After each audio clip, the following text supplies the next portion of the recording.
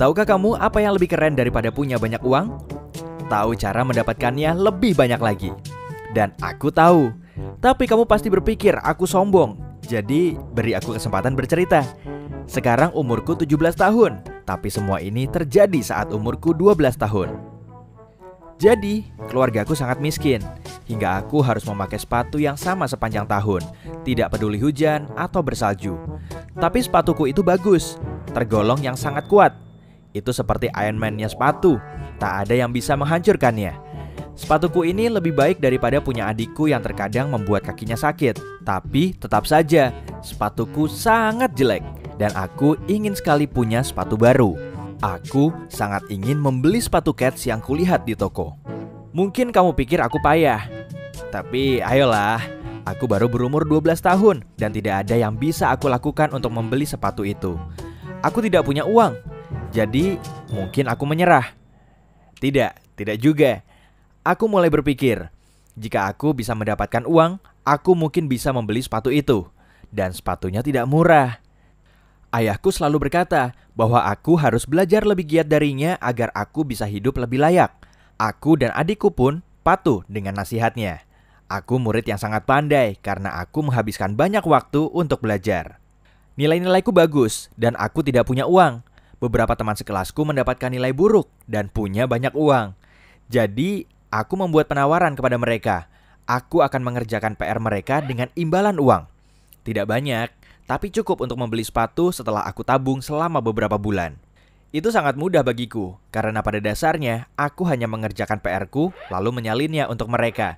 Sedikit diubah sehingga tidak ada yang tahu kalau itu salinan.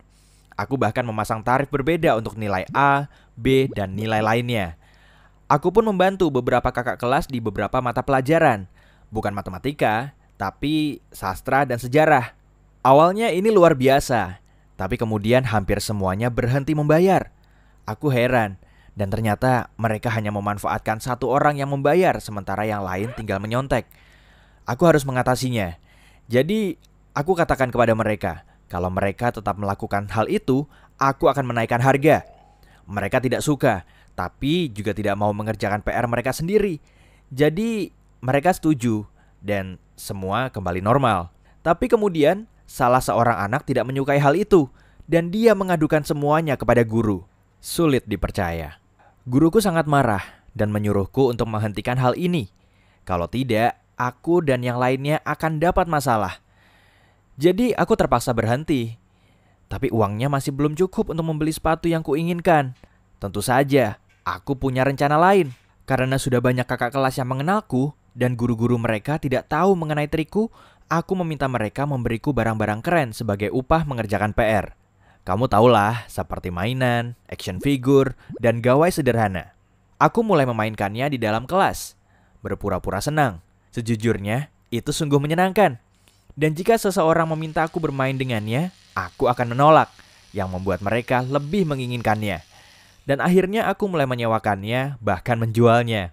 Lalu aku membeli lebih banyak mainan dari kakak kelas dan menjualnya untuk mendapatkan uang. Dan tidak lagi mengerjakan PR mereka, karena aku sudah mulai lelah mengerjakan banyak sekali PR. Tapi tentu saja, orang tua mereka mulai menyadarinya, dan guru memarahiku lagi, mengatakan bahwa aku memanfaatkan siswa lain dan itu tidak baik. Aku tidak setuju, karena mereka senang dengan semua itu, dan aku tidak pernah memaksa mereka untuk membeli apapun. Semuanya senang. Tapi akhirnya, aku punya cukup uang untuk membeli sepatu Keds yang kuimpikan sejak lama. Jadi aku membelinya lalu pulang. Akhirnya semua kerja kerasku terbayarkan, dan meski aku mendapat masalah, aku tetap bisa mendapatkan keinginanku. Kemudian aku melihat sepatu adikku. Sepatunya lebih jelek dari punyaku, dan aku ingat berapa kali dia mengeluh kakinya sakit terus-menerus karena sepatunya berlubang dan basah setiap dia melangkah di atas genangan air. Jadi aku memberikan sepatu itu kepada adikku, dan dia sangat bahagia dan terkejut. Sejujurnya, melihat adikku senang lebih membahagiakan daripada memakainya sendiri.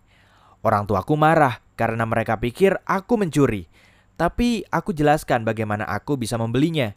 Dan mereka sangat bangga padaku karena aku melakukan semua itu untuk adikku. Aku tidak mengatakan pada mereka bahwa sepatu itu tadinya untukku. Saat itu aku belajar bahwa mencari uang adalah tentang memenuhi keinginan orang-orang, meski mereka berpikir tidak membutuhkannya.